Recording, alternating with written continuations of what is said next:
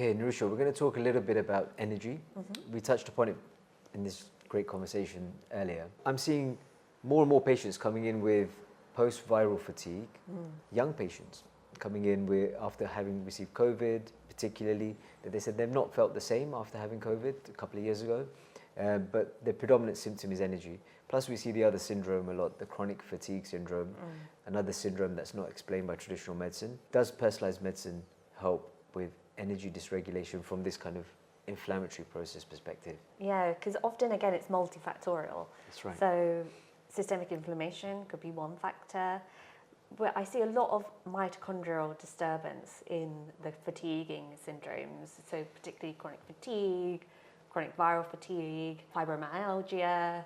We see a lot of mitochondrial dysfunction, so where our mitochondria are not functioning effectively to produce ADP for energy. And there's several factors that can affect our mitochondria, and it's been fascinating for me because it's like been going back to the first and second year of med school where you learnt the Krebs cycle or the citric acid cycle, and actually applying that now in everyday medicine is really fascinating because you can really kind of break down each step of that cycle and kind of identify where the imbalances could be happening or where the blockers could be happening. So when we're thinking about kind of energy production, so you need your macronutrients, you need your proteins, fats, carbohydrates, but then you also need your micronutrients in order to be able to metabolize those effectively. And what I find is fascinating is that there's several steps in the citric acid cycle, and if there's just kind of dysfunction or if there's one pathway that's not functioning effectively, it can really downregulate the whole of the mitochondria and how kind of ATP is produced. And there are certain micronutrients that we're finding are kind of critical for mitochondrial function, so B vitamins, for example, so particularly things like B3 or NAD. So again, NAD plus is a fantastic tool at restoring mitochondrial function, but also kind of thinking about other important minerals like magnesium, iron, zinc. All of these things are really, really key. And if we're not digesting, absorbing our nutrients effectively, so if we've got poor gut health, if we've got low stomach acid, and we're not absorbing our nutrients, it can really start to affect our cellular energy production. And then we have things like toxicities that actually then can block these steps as well. So we've got heavy metals, for example, lead, mercury, arsenic, cadmium, all of these heavy metals that can go into the cell and actually block the pathway of the mitochondria. So it's really kind of fascinating when you start to unpick the mitochondria and how it functions in more detail. And we offer a fantastic test. So we do an organic acids urine test that can measure these organic acids that are kind of being produced through various different biochemical pathways in the body. And the mitochondrial pathways are one of those. So by measuring organic acids, we can then look at the mitochondrial function in more detail and actually help improve mitochondrial function. And then thinking about the other drivers, so we see a lot of chronic viral infections. We don't know exactly the science behind this, but we know that kind of COVID, for example, can re-trigger certain viruses that we may have had previously, like Epstein-Barr virus, cytomegalovirus.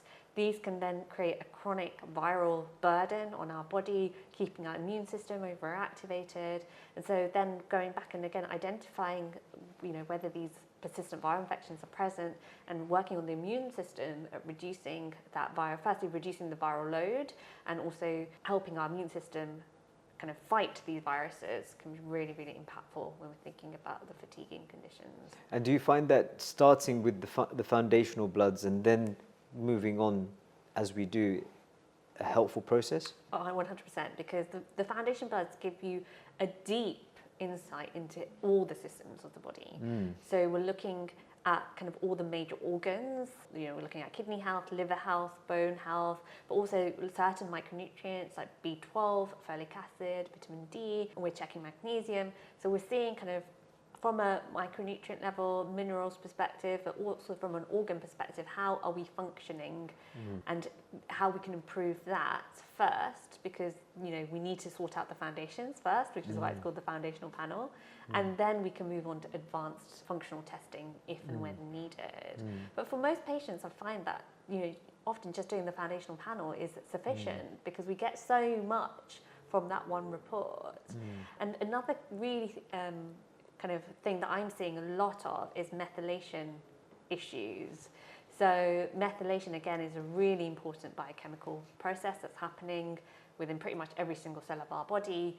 It's critical for DNA repair, cellular regeneration, but also things like neurotransmitter production, healthy detoxification. And a lot of people don't have the right genes in order to methylate effectively. 4 in 10? Yeah, 4 in 10. Yeah, 4 in 10 people don't. Yeah, that's right. So 40%, it's a that's significant quite amount. a significant amount. And what we're finding is that there's certain types of B vitamins, for example, the B12, the folic acid. If you're not getting it in the right type, then that's going to affect your methylation even more.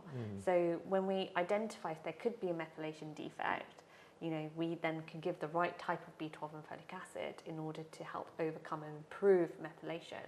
And interesting, you mentioned kind of the foundational panel, because that again is a key indicator. So often when we see high levels of B12, we're thinking, oh, maybe that patient is getting too much B12, but actually it could be still a functional B12 deficiency, because they may not be processing and utilizing that B12. So it's sitting in their bloodstream, but the cell is actually deprived of B12.